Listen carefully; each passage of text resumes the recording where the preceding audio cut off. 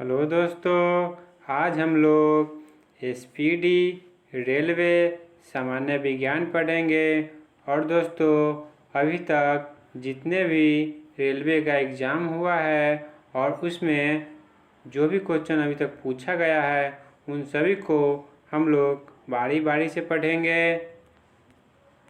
और दोस्तों, आज हम लोग पेज नंबर 1 का जितने भी क्वेश्चन है उन सभी को बारी बारी से पढ़ेंगे और वीडियो देखते ही हम लोगों को याद हो जाएगा।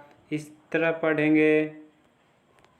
तो दोस्तों, इस वीडियो का पहला क्वेश्चन है, एनिलिडा ग्रुप में मुख्यतः कौन कौन जंतु आते हैं। तो दोस्तों, एनिलिडा ग्रुप में जोंक और केचुआ आता है। फिर आर्थ्रोपोडा ग्रुप में मुख्यतः कौन कौन जंतु आते हैं।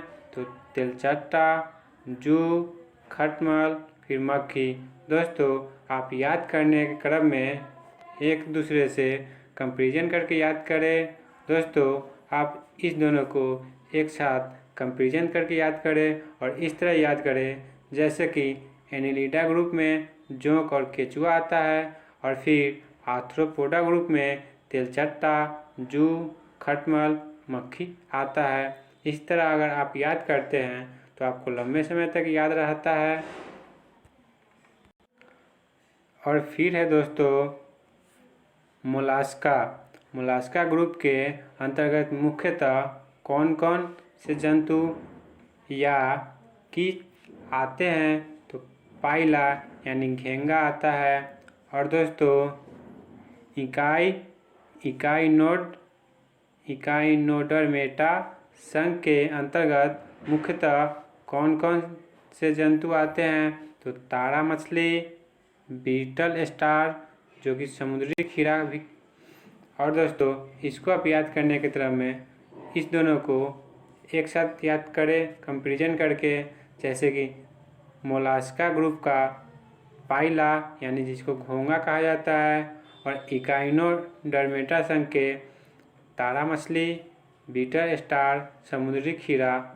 इस तरह आप याद करें।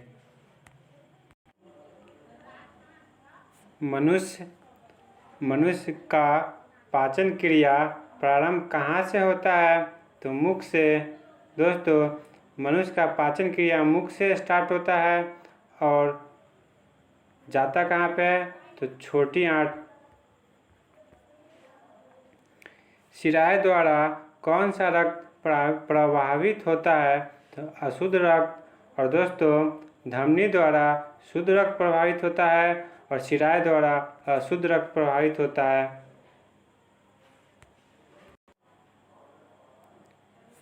धमनी द्वारा कौन सा रक्त प्रवाहित होता है। तो अशुद्ध रक्त। हम लोग अभी ऊपर पढ़े हैं। कौन कौन सा विटामिन जल में घुलनशील होता है। तो बी और सी। दोस्तों, जल में घुलनशील बी और सी होता है और वसा में घुलनशील डे का यानी कि DEKA जो होता है वो वसा में घुलनशील होता है। और जल में पूछे तो BC, वसा में पूछे तो डेका। आप डेका याद रखें। फिर सोडियम का कार्य क्या है। तो यह रक्त दाब नियंत्रित करने में सहायक होता है तथा जल का संतुलन बनाए रखता है।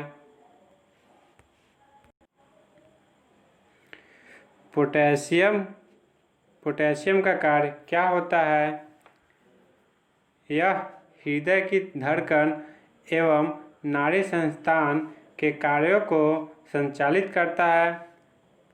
ग्लूकोज बिना ऑक्सीजन की उपस्थिति में मांसपेशियों में प्रतिक्रिया कर क्या बनाता है।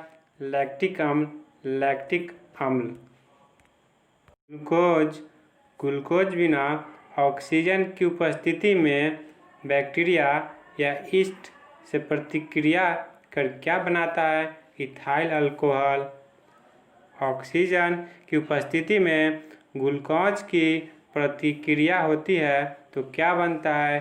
कार्बन डाइऑक्साइड और जल दोस्तों इस दोनों को एक साथ याद रखें।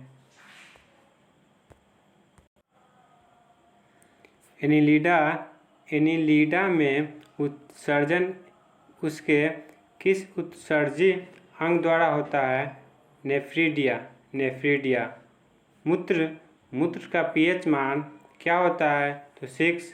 अगर दोस्तों आप लोग पीएच मान का एक वीडियो चाहते हैं तो आप कमेंट करके बताएं, हम आपके लिए पीएच मान से जितने भी क्वेश्चन आते हैं उन सभी को आपको प्रोवाइड कराएंगे। बहिःस्रावी या अंतःस्रावी दोनों प्रकार की किस ग्रंथि होती है? बहिःस्रावी अंतःस्रावी अग्नाशय होता है। पीयूष ग्रंथि या पिट्यूटरी ग्रंथि को किस अन्य ग्रंथि के नाम से जाना जाता है? तो मास्टर ग्रंथि के नाम से। दोस्तों ये मस्तिष्क में होता है।